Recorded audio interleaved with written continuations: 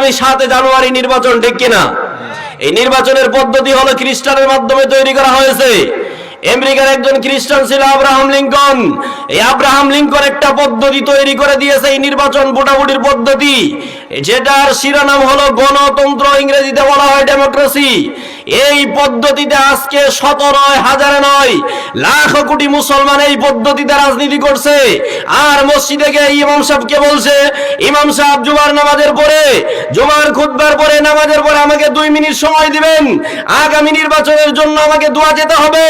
এই সমস্ত ইহুদি এবং খ্রিস্টান মার্কা মুসলমান যদি কোনো মসজিদে গিয়ে দোয়া চায়, দোয়া চাওয়ার জন্য আবেদন করে, যারা এদেরকে দোয়া চাওয়ার জন্য আবেদনের সুযোগ করে দিবে ওগুলো হলো ইহুদি খ্রিস্টান, যাদেরকে বাংলাদেশ থেকে বের করে ফিলিস্তিনে পাঠিয়ে দিতে হবে। ফিলিস্তিনে এই জন্য পাঠিয়ে দিতে হবে, হামাস যাতে এদেরকে সহ কবরে দাফন করতে পারে। আমরা সেই দোয়া, এই যে সামনে যেই পদ্ধতি আসতেছে, এটা হলো ইহুদি খ্রিস্টানের তৈরি করা সিস্টেম।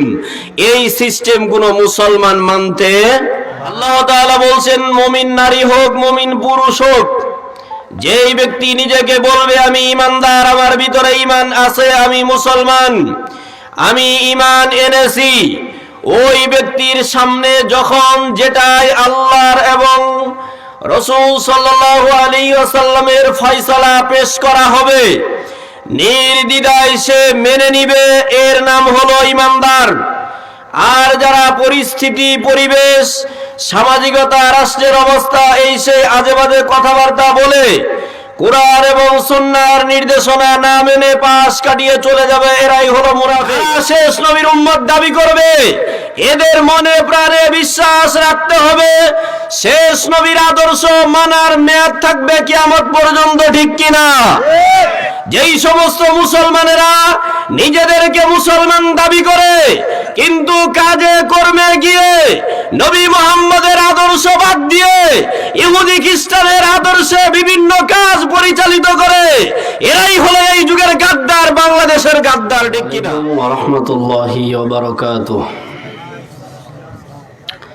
ইন্নাল হামদুলিল্লাহ والصلاة والسلام على رسول الله أما بعد فأعوذ بالله من الشيطان الرجيم بسم الله الرحمن الرحيم يا أيها الذين آمنوا اتقوا الله حق تقاته ولا تموتن إلا وأنتم مسلمون أما بعد فإن خير الحديث كتاب الله وخير الهدى هدى محمد صلى الله عليه وسلم وشر الأمور محدثاتها وكل محدثة بدعة وكل بدعة ضلالة وكل ضلالة في النار أعوذ بالله من الشيطان الرجيم بسم الله الرحمن الرحيم وما كان لمؤمن ولا مؤمنة إذا قضى الله ورسوله أمرا أن يكون لهم الخيرة إلى آخر الآية قال رسول الله صلى الله عليه وسلم كل أمتي يدخلون الجنة إلا من أبى إلى آخر الحديث رواه البخاري আলহামদুলিল্লাহ, সমস্ত প্রশংসা, যাবতীয় গুণগান সেই মহান রব্বুল আলামিনের জন্য, যিনি আমাদেরকে এই তাফসিরুল কোরআন মাহফিলে এসে উপস্থিত হয়ে বসার তৌফিক দান করলেন। শুকরিয়া পাঠ করি আলহামদুলিল্লাহ। সালাত ও সালাম বর্ষিত হোক প্রিয় নবী মুহাম্মদ সাল্লাল্লাহু আলাইহি ওয়াসাল্লামের উপর। আপনারা কেউ রাগ করছেন? ভাবে তো তাই মনে হচ্ছে। অনেকেই তো এত রাগ হয়েছে যে উঠেই চলে গেল। আরো যদি কেউ রাগ হয়ে থাকেন তাহলে সামনের দিকে চেপে আসেন ইনশাআল্লাহ। মাঝে মাঝে যে ফাঁকাগুলি আছে বন্ধ করে সামনের দিকে একটু নড়াচড়া বসেন, না হলে শয়তান হয়তোবা আস্তে আস্তে বেশি মেডিসিন দিয়ে অথবা একটু গরম করে আপনাকে ঘুমের দিকে নিয়ে যেতে পারে। একটা তাকবীর দেন তো, লিল্লাহি তাকবীর। সবাই দিয়েছে? আবার দেন, লিল্লাহি তাকবীর। সকল বিধান বাতিল করো, ওহির বিধান কায়েম করো। মাশাআল্লাহ, খুব পারছি আমরা, আলহামদুলিল্লাহ। সারা জীবন চলে যাচ্ছে, এখনো কোরআন সুন্নাহর স্লোগান মুখস্থ হচ্ছে না, কিন্তু শির কুফুর এবং বদমাশদের যাবতীয় স্লোগান আমাদের মুখস্থ, ঠিক কিনা? ঠিক। আপনারা একটা আওয়াজ দিতে পারবেন? ইনশাআল্লাহ। আমি মাত্র 10-12 মিনিট আলোচনা করব, বেশি করব না, কারণ এইমাত্র যিনি চলে গেছেন, তারপরে আলোচনা আমারটা কোনো মাঠে আর চলবে না। এই জন্য আমি খুব দ্রুত বিদায় নিব। এর মধ্যে আশা করি কেউ রাগ করবেন না। আল্লাহ আমাদের সবাইকে আমলের নিয়তে সঠিক কথাগুলি শ্রবণ করে বাকি জিন্দেগিতে আমল করার তৌফিক দান করুন সকলে, আল্লাহুম্মা আমিন।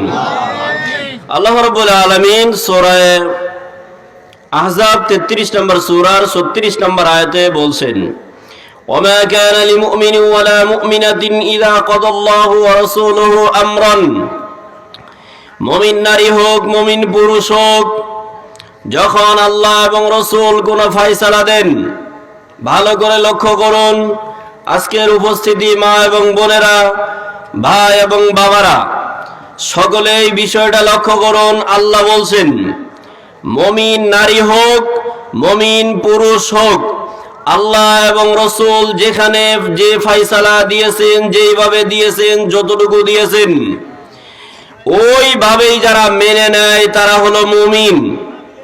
নির্দ্বিধায় যারা আল্লাহ এবং রাসূলের ফয়সালা মেনে নিবে তারা হলো মুমিন।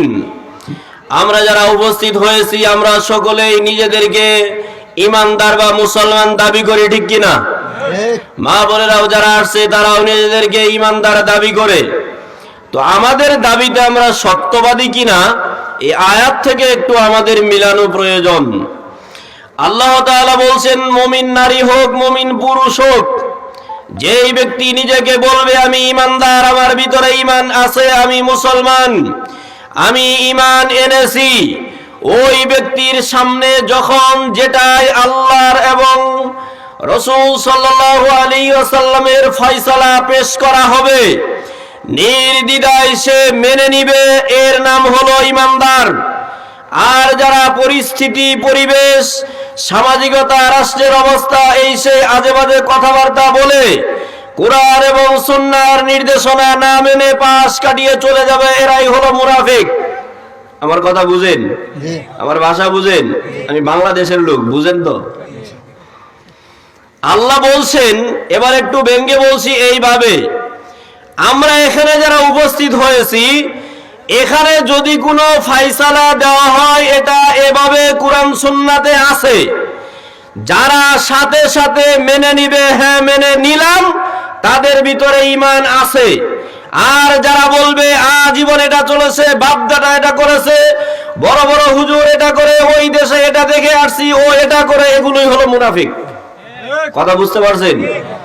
আল্লাহ আয়াতের শেষে বলছেন, ওমাই ইয়াসিল্লাহ ওয়া রাসূলহু ফাকাদ দাল্লা দালালাম মুবিনা, যারা আল্লাহ এবং রাসূল সাল্লাল্লাহু আলাইহি ওয়াসাল্লামের বিরোধিতা করে অবাধ্য হয়, এরাই হলো স্পষ্ট গুমরা, পথভ্রষ্ট।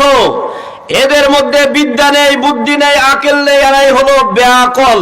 গ্রামের ভাষা হলো ব্যাকল। এদিকে তো তাই নাকি? জি, ব্যাকল। যাদের মধ্যে আকল নাই এদেরকে কি বলা হয়? অতএব যারা কুরআন হাদিসের সমাধান নির্দ্বিধায় মেনে নিতে না পারবে, এরাও হলো, বলেন ব্যাকল। কি? মুখে বলেই না, মানে ও মনে হয় এই আসামি নাকি? আপনাকে আমি গালি দিচ্ছে না, আপনার মুখ খোলেন না কেন? বলেন তো মুখের মালিক কে? আল্লাহ। মুখের মালিক কে? আল্লাহ। আওয়াজই হয় না, কারণটা কি? রাত্রে খান নাই? খেয়েছেন সবাই? ইনশাআল্লাহ। উল্লেখিত আয়াত দ্বারা যেটা বুঝাতে যাচ্ছিলাম, যে আল্লাহ তাআলা আমাদের থেকে যেটা নিতে যাচ্ছেন, আমাদের থেকে যেটা শিক্ষা নিতে যাচ্ছেন, আমাদেরকে যেইভাবে তৈরি হতে বলছেন, সেটা হলো আল্লাহ দিতে দেরি হবে, মানতে দেরি হবে না। আমরা কি এই সিদ্ধান্ত নিতে পারবো? জীবনে যত আমল করেছি, এর মধ্যে যখন এটা প্রমাণিত হবে এটা কুরআন সুন্নাতে নেই, সাথে সাথে ছেড়ে দিতে হবে। রাজি আছেন তো ইনশাআল্লাহ? রাজি আছেন? বলেন তো আমরা কোন নবীর উম্মত? হ্যাঁ, মাশাআল্লাহ। নামটাও মনে হয় বাড়িতে রেখে আসছে, মুখ দিয়ে বের হচ্ছে না, নাকি বলেন? আমরা কোন নবীর উম্মত? মুহাম্মদ সাল্লাল্লাহু আলাইহি নাম কি? মুহাম্মদ সাল্লাল্লাহু আলাইহি ওয়াসাল্লাম।